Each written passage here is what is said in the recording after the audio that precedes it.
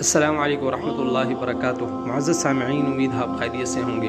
جیسا کہ آپ جانتے ہیں کہ حالیہ دنوں میں ارشاد بھٹی نے مولانا طارق جمیل صاحب کے ساتھ پوڈ کاسٹ کی، اس کے اندر فضائل اعمال کو لے کر چند باتیں کی گئیں، جن میں بنیادی طور پر دو باتیں موضوع سخن ہیں آج کل سوشل میڈیا پر۔ ایک یہ کہ فضائل اعمال کے اندر ضعیف روایات ہیں۔ لوگ سوشل میڈیا پہ یہ کہہ رہے ہیں جی کوئی صحیح احادیث کی کتاب ہونی چاہیے فضائل اعمال کی جگہ پہ، اور تبلیغی جماعت کو نصاب تبدیل کرنا چاہیے، یہ کتاب تبدیل کرنی چاہیے، اور یہ روایات اس کتاب سے نکالنی چاہیے۔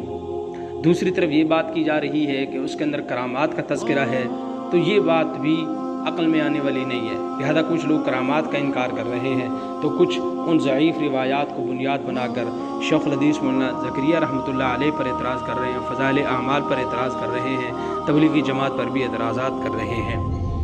اچھا، اسی پوڈ کاسٹ کو بنیاد بناتے ہوئے احمد فوزان نامی پوڈ کاسٹر، اس بیچارے نے اپنے تعصب کا، اپنے غم و غصے کا، اور دل میں جلتی ہوئی سلگتی ہوئی حسد کی آگ کا اظہار کیا ہے۔ چنانچہ وہ مولانا طارق جمیل صاحب کو کہہ رہے ہیں جی آپ نے ابتدا کر دی ہے، یہ کام رائے بنڈ والے تو نہیں کر سکتے، ہمیں ان سے توقع بھی نہیں ہے کہ وہ اس طرح کی کوئی بات کریں گے۔ آپ نے ابتدا کر دی ہے تو آپ نوجوانوں کو گمراہ ہونے سے بچائیں۔ نوجوان اپنا وقت لگا رہے ہیں، پتہ نہیں کیا کچھ کر رہے ہیں، اور بیچارے کا چہرہ جل بھن رہا ہے اس گفتگو کے دوران۔ آپ اس کی پوڈ کاسٹ سن سکتے ہیں، اس کا یہ مختصر سا کلپ سن سکتے ہیں، جس میں بیچارے کی حالت قابل دید ہے، دیکھنے والی ہے کہ کیسے اس کے چہرے پر ایک وحشت ٹپک رہی ہے، کیسے بیچارہ رو رہا ہے کہ پتہ نہیں کتنے سال سے اپنے دل کے اندر اس نے باتیں ساری چھپا کے رکھی تھی، اب وہ بیچارہ بل سے باہر آ گیا۔ دیکھیے، ہم حقیقت کا جائزہ لیتے ہیں کہ جو دو باتیں کی جا رہی ہیں کہ ایک تو اس میں ضعیف روایات ہیں، اور دوسری بات یہ کہ اس میں کرامات کا تذکرہ ہے، اور کوئی شخص ان کی کرامت کو نہیں مانتا یا کسی کی عقل کو نہیں لگتی۔ تو ہمیں یہ سمجھنا ہے کہ اہل علم، محدثین، محققین، ان کے نزدیک ان باتوں کی کیا اہمیت ہے، ان اعتراضات کی کیا اہمیت ہے۔ دیکھیے، جہاں تک یہ اعتراض ہے کہ مولانا زکریا رحمۃ اللہ علیہ نے اپنی کتاب کے اندر ضعیف روایات کا تذکرہ کیا ہے، تو ضعیف روایتیں نہیں ہونی چاہیے اور اس کو اس کتاب سے نکالنا چاہیے۔ تو یاد رکھیے، صرف فضائل اعمال کتاب نہیں ہے کہ جس کے اندر ضعیف روایات ہیں، اور بہت سی حدیث کی کتابیں ہیں۔ صحاح ستہ کے اندر اکثر کتابیں ایسی ہیں جن میں ضعیف روایات موجود ہیں، لیکن یہ بات سمجھ سے بالاتر ہے کہ ضعیف روایت کو بنیاد بنا کر اعتراض صرف فضائل اعمال پہ ہو رہا ہے۔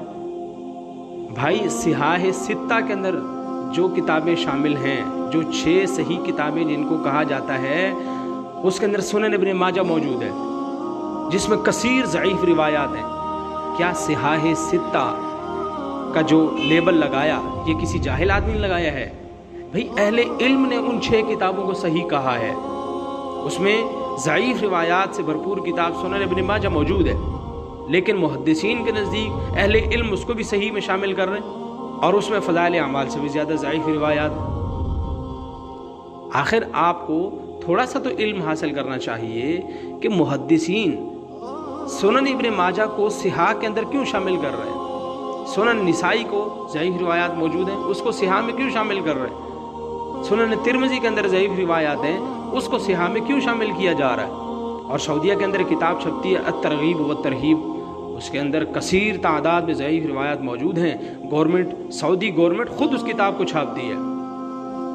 تو وہ لوگ جو صرف فضائل اعمال پہ اعتراض کرتے ہیں، ان کو ہوش کے ناخن لینے چاہیے، تھوڑا اپنا حسد بھی کم کرنا چاہیے، بلکہ بالکل ختم کرنا چاہیے، کیونکہ یہ ان کے اعمال کے لیے نقصان دہ ہے۔ تو یہ بات یہاں ختم ہو گئی کہ یہ بات انتہائی تعصب پر مبنی ہے، جہالت پر مبنی ہے، کہ صرف فضائل اعمال پہ اعتراض کرنا اور یہ کہنا کہ ضعیف روایت اس کے اندر ہے۔ تو بھائی، دوسری کتابوں پر بھی اعتراض کرو، صرف فضائل اعمال کیوں؟ بھئی، محدثین کے نزدیک ضعیف روایت فضائل کے باب میں قبول ہوتی ہے۔ محدثین کے نزدیک ضعیف روایات کو قبول کیا جاتا ہے جہاں کہیں فضیلت ثابت ہو رہی ہے۔ تو جب محدثین اہل علم ضعیف روایت کو قبول کر رہے ہیں تو آپ کو تکلیف کیوں ہے؟ اور دوسری بات جو کہی گئی کہ اس کے اندر کرامات کا تذکرہ ہے، تو فضائل اعمال پر اعتراض کرنے سے پہلے کم از کم آپ علم اتنا تو حاصل کر لیں کہ آپ کو پتہ چل جائے کہ اہل علم کے نزدیک ان کرامات کی حقیقت کیا ہے۔ دیکھیں جو کرامت کسی کے ہاتھ پر صادر ہوتی ہے، کرامت کا جو ظہور ہوتا ہے وہ اللہ تعالیٰ کی قدرت ہوتی ہے، بس وہ اللہ تعالیٰ جہاں ظاہر کرنا چاہتے ہیں کر دیتے ہیں۔ علامہ ابن تیمیہ نے اس بات پر اجماع نقل کیا ہے کہ کرامات کو ظہور ہوتا ہے اور یہ قیامت تک ہوتا رہے گا۔ ہاں اگر کوئی شخص نہیں مانتا، کسی کی عقل کو وہ بات نہیں لگتی تو نہ لگے، عقل کے تابع نہیں ہے ہمارا دین۔ اللہ تعالیٰ کے جو عجائبات قدرت ہیں یہ انسانی عقل کے اندر، انسان کے تصور میں نہیں آ سکتے، تو انسان کو یہ نہیں سوچنا چاہیے کسی شخص کی کرامت کو دیکھ کر کہ اس نے یہ کام کر دیا بھائی، بلکہ وہ اللہ تعالیٰ کی قدرت ہے، اور اللہ کی قدرت پہ کس کو شک ہو سکتا ہے؟ کسی مسلمان کو نہیں ہو سکتا۔ تو اصل میں اللہ تعالیٰ کی قدرت کا اظہار ہو رہا ہوتا ہے، نہ کہ اس شخص کی کوئی ذاتی قابلیت ہی ہوتی ہے، بس اللہ تعالیٰ اس کو ظاہر کر دیتے ہیں۔ تو ان دونوں باتوں پر اہل علم کا اجماع ہے۔ تو چونکہ ہمارے ہاں جہالت بہت زیادہ ہے، اور یہ لوگ جو بیٹھے ہوئے ہیں یوٹیوب کے اوپر، ان کا مقصد ہے پیسہ کمانا، کوئی ایسی فضول پھل جڑی گرانا جس کی وجہ سے لوگ زیادہ سے زیادہ ان کی ویڈیو سنیں اور حضرات کو ڈالرز ملیں، باقی ان کا دین سے کوئی لینا دینا نہیں ہے، ان کو دین سے کوئی دلچسپی نہیں ہے۔ اور مزید یہ کہ اگر ابھی بھی کسی کو تسلی اور تشفی نہ ہوئی ہو تو وہ مفتی طارق مسعود صاحب کی پوڈ کاسٹ سنیں جو ارشاد بھٹی کے ساتھ ہے، سن لیں، انشاءاللہ آپ کی تسلی اور تشفی ہو جائے۔